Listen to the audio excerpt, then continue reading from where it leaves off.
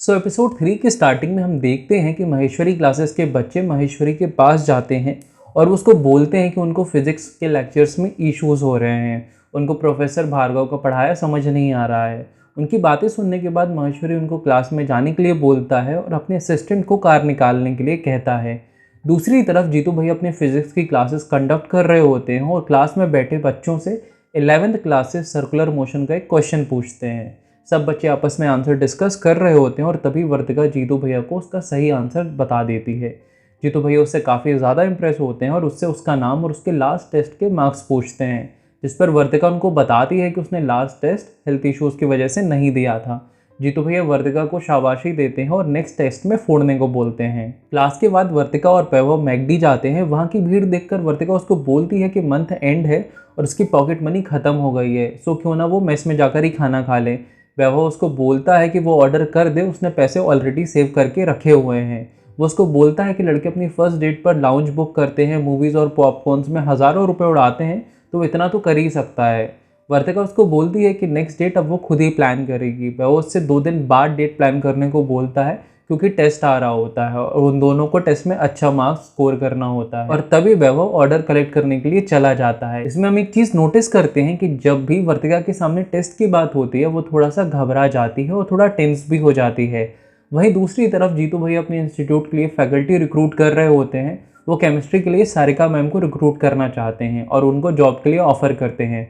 सारिका उनको बोलती है कि मैं सोफर के बारे में ज़रूर सोचूंगी, लेकिन उससे पहले मैं ये जानना चाहती हूँ कि वाई मी। जिसके जवाब में जीतू उसको बोलता है कि क्योंकि आप फीमेल हैं सो लड़कियाँ आपके साथ कंफर्टेबल होंगी। साथ ही लड़कियों के माइंड में एक IITN की मोस्टली इमेज एक लड़की की ही होती है, क्योंकि हम हमेशा यही बात करते हैं कि IITN ऐसा करते हैं, IITN वैसा करते हैं, लेकिन हम ऐसे कभी नहीं बात करते हैं कि IITN ऐसा करती है या IITN वैसा करती है।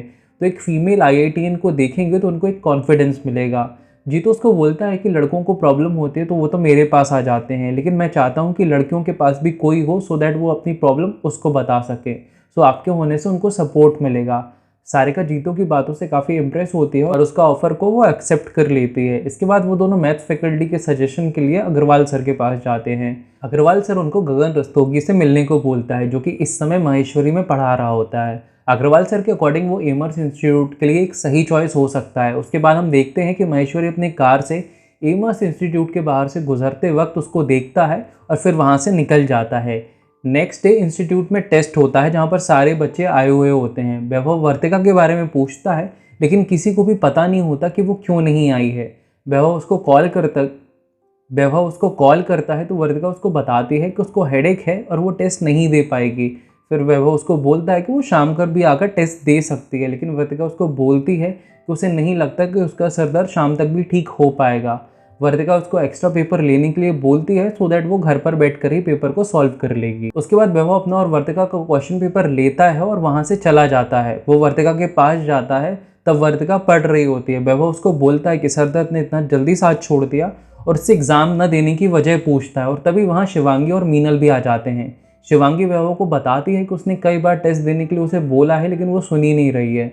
उसके बाद वैभव रूम के अंदर आता है और सबसे पूछता है कि आखिर चल क्या रहा है। तब शिवांगी उसको बताती है कि जितनी भी पढ़ाई कर लो एग्जाम्स में मार्क्स कम ही आते हैं, जिससे कॉन्फिडेंस गिर जाता है, इसलिए दोनों ने एग्जाम्स देना ही छोड़ दिया है। वैभव दोनों को एग्जाम्स देने के लिए फोर्स करता है। तब मीनल उसको बोलती है कि उसका तो कोर्स ही कंप्लीट नहीं हुआ है अभी तक और कभी होता भी नहीं है। मैं प्रोजेक्टाइल में होती हूँ तब भैया न्यूटन्स में होते हैं, जब मैं न्यूटन पर आती हूँ तो भैया वर्क एनर्जी पर, और ऐसे ही चलता रहता है। टॉपिक कवर ही नहीं हो पाता है और टेस्ट आ जाता है। एक्सपर्टीज़ तो कभी हो ही नहीं पाती है, इससे कॉन्फिडेंस नहीं आता है तो पेपर भी देने का मन नहीं होता है। इसके बाद वैभव वर्तिका से पूछता है कि सिलेबस तूने कंप्लीट कर लिया, DPP भी कर ली है, शीट भी कर ली है, तो फिर टेस्ट देने में क्या प्रॉब्लम है। इसके बाद वो दोनों को जीतू के पास लेकर जाता है। वो जीतू को बताती हैं कि उनकी प्रिपरेशन नहीं हुई है, इस वजह से वो एग्ज़ाम नहीं दे रही हैं। जीतू उनको बताता है कि ये कोई एक्सक्यूज़ नहीं होता है। वो दोनों को समझाता है कि कितना भी क्यों ना पढ़ लो, लेकिन ज्ञान कभी भी 100% नहीं होता है। वो उनको बोलता है कि ज्ञान तो किसी भी चीज़ का 100% होने से रहा। फिर उनको समझाता है कि अगर कोई टॉपिक या सब्जेक्ट कच्चा भी हो तब भी क्लास के साथ आगे बढ़ जाना चाहिए। एक्सपर्टीज़ टाइम और एक्सपीरियंस के साथ आती रहेगी। इसके बाद हम गगन रस्तोगी को देखते हैं, जो कि एमर्स में जीतू और सारिका के साथ बैठा होता है।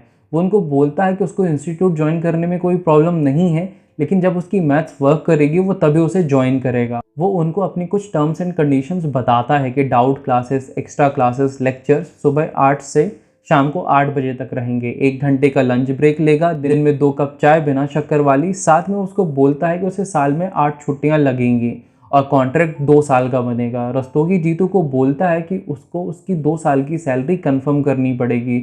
वो इंडिया का टॉप इंस्टीट्यूट छोड़कर उसके साथ जुड़ रहा है और कल के दिन वो इंस्टीट्यूट बंद करके कहीं निकल गया तो उसे भी तो अपना कुछ सोचना पड़ेगा। इसलिए 2 साल के कॉन्ट्रैक्ट वाली बात वो उसको बोलता है। लेकिन ये कॉन्ट्रैक्ट वाली बात को लेकर जीतू ज़्यादा कॉन्फिडेंट नहीं दिखता है। नेक्स्ट सीन में हम देखते हैं कि बच्चे जेईई एडवांस का पेपर देने के लिए जा रहे होते हैं और सेंटर पर उनको जीतू और सारिका भी मिलते हैं। वो और सारिका उन बच्चों को मोटिवेट करते हैं और उनको बिना नर्वस हुए अच्छे से पेपर देने के लिए कहते हैं। तभी बबलू वहाँ आता है और जीतू को महेश्वरी का फ़ोन देता है। जीतू महेश्वरी से मिलने जाता है, जहाँ महेश्वरी जीतू को अच्छे पैकेज पर महेश्वरी क्लासेस ज्वाइन करने के लिए बोलता है, लेकिन वो उनका ऑफ़र रिफ्यूज़ कर देता है और उनको बताता है कि वो खुद का इंस्टीट्यूट लॉन्च करने वाला है और वो उसी की तैयारी में लगा हुआ है और वो वहाँ से चला जाता है। जीतू के जाने के बाद महेश्वरी का असिस्टेंट उसको बताता है कि जीतू गगन के साथ इंस्टीट्यूट खोलने की सोच रहा है और अगर आप कहो तो इसका इंस्टीट्यूट खुलने के पहले ही बंद करवा देते हैं, क्योंकि बहुत देखे हैं इसके जैसे। जिस पर महेश्वरी उसको बोलता है कि ऐसे बहुत नहीं बल्कि बहुत कम होते हैं। उसके स्टूडेंट उसकी रेस्पेक्ट करते हैं और आज के ज़माने में ऐसी रेस्पेक्ट पाना बड़ी बात होती है। जीतू कार में बैठकर निकल जाता है और सारिका को फ़ोन करता है और उसको गगन को फाइनल करने के लिए बोलता है और उसके साथ ही एपिसोड ख़त्म हो जाता है। सो आई रियली होप कि आपको इस एपिसोड का एक्सप्लेनेशन पसंद आया होगा। अगर पसंद आया हो तो लाइक एंड शेयर ज़रूर कर दीजिएगा एंड चैनल पर नए हैं तो उसको सब्सक्राइब कर लीजिएगा। बाकी मिलते हैं आपसे नेक्स्ट वीडियो में। Till then take care of your self and thank you so much for watching.